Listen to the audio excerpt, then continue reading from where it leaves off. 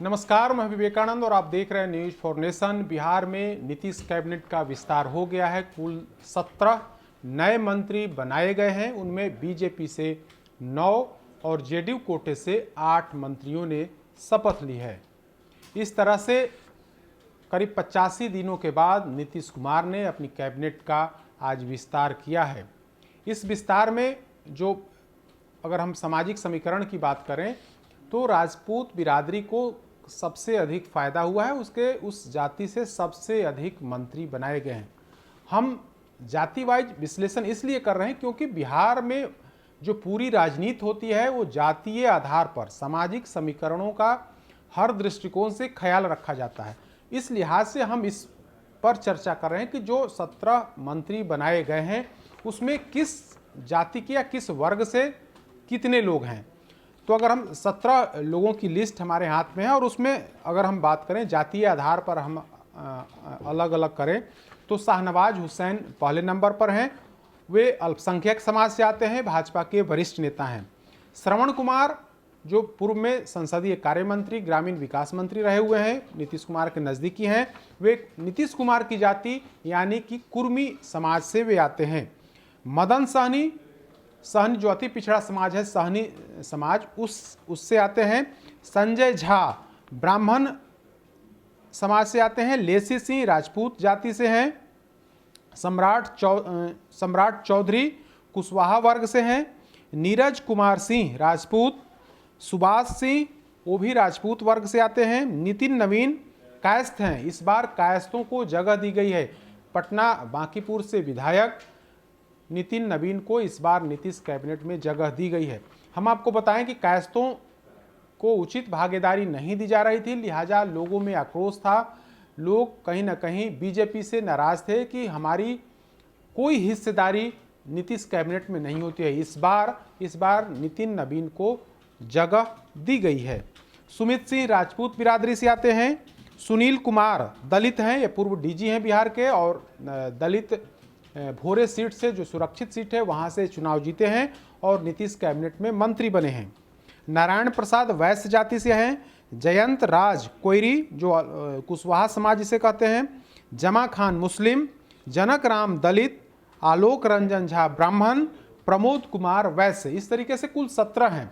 अगर हम टोटल की बात करें तो इन 17 जो नए मंत्री बने हैं उसमें ब्राह्मण वर्ग समाज से 2, मुस्लिम से 2, सहनी समाज से 1, कुशवाहा समाज से 2 और सबसे अधिक राजपूत समाज से 4 नेता मंत्री बने हैं।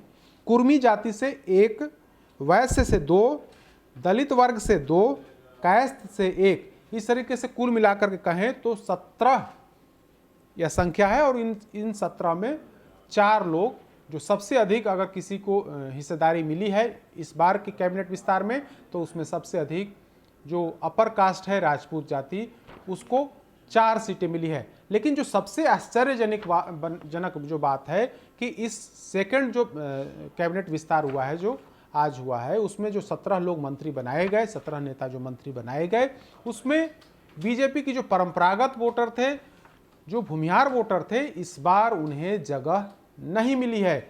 न तो बीजेपी ने और ना ही जेडीयू ने किसी नेता को मंत्री बनाया। हालांकि रेस में कई नामों की चर्चा थी लेकिन उनमें से किसी को या फिर दूसरे नाम में भी किसी नाम पर सहमति नहीं बनी और नीतीश कैबिनेट में भूमिहार समाज को जगह नहीं दी गई है। हालांकि बीजेपी कोटे से इस बार खबर थी कि कम से कम 1 तो जरूर ही मंत्री बनेंगे, लेकिन अंत तक इस लिस्ट में भूमिहार कोटे से किसी नेता को जगह नहीं दी गई, यानी कि उन्हें मंत्री नहीं बनाया गया। हालांकि सिर्फ भूमिहारों में ही नहीं बल्कि अन्य वर्ग में भी जिस तरीके से कैबिनेट का विस्तार हुआ है उसमें अन्य वर्गों में भी नाराजगी है।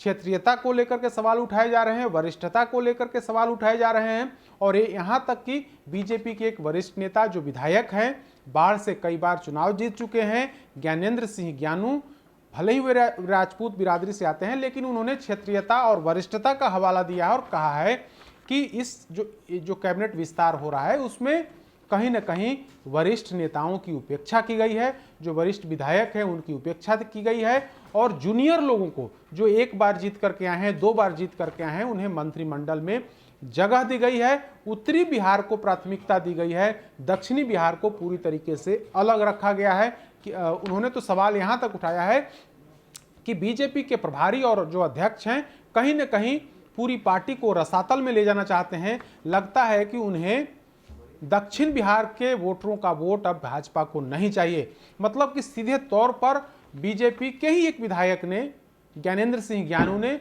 बीजेपी नेतृत्व पर सवाल उठाए हैं। अब देखने वाली बात होगी कि जिस तरीके से आज मंत्रिमंडल का गठन हुआ है, जिस तरीके से मंत्रिमंडल में लोगों को जगह दी गई है, उसके बाद जो बेचैनी बीजेपी के अंदर ही अंदर बीजेपी नेताओं में है, अब देखने वाली बात होगी कि आगे क्या कुछ होता है। लेकिन अभी जो हम आपको बता रहे थे कि इन जो 17 लोगों को जगह दी गई है, जो 17 मंत्री बनाए गए हैं, उसमें किस जाति से कौन कौन आते हैं और किस जाति के कितने लोगों को प्रतिनिधित्व उसमें दिया गया है।